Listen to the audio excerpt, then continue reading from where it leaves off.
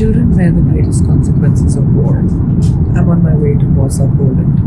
I'm traveling there with UNICEF to meet the brave Ukrainian women and children whose lives have been torn apart by war and violence in their country. Now, although the story is fading from the news, but the facts are still very newsworthy. And the numbers that I'm going to share with you are staggering, and they bear constant repeating. Now, since the onset of the Russian invasion in February, over 5.8 million Ukrainians, mostly children and mothers, have fled to countries across Europe.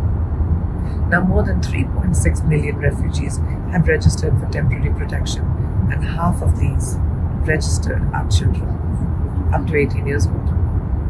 Now, within Ukraine, over 6.3 million people remain displaced by armed conflict. This is the largest human displacement crisis in the world, and the consequences of this will last for many generations.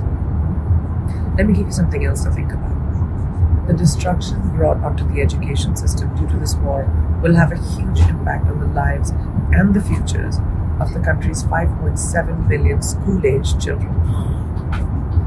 The estimated 2.2 million Ukrainian children who have sought refuge in neighboring countries need every opportunity to continue their learning, and that can be through multiple pathways: schools, distant learning, catch-up, language classes. As these numbers have shown us, the war in Ukraine has created a child rights and refugee crisis. This situation is not of their choosing, and yet they're the most affected. Every child, no matter where he or she is born, deserves the same fundamental right: the chance to survive, to be educated, and to be protected. I'm going to be meeting the courageous mothers and children who have had to flee their homes and will be sharing their stories with you over the next 3 days.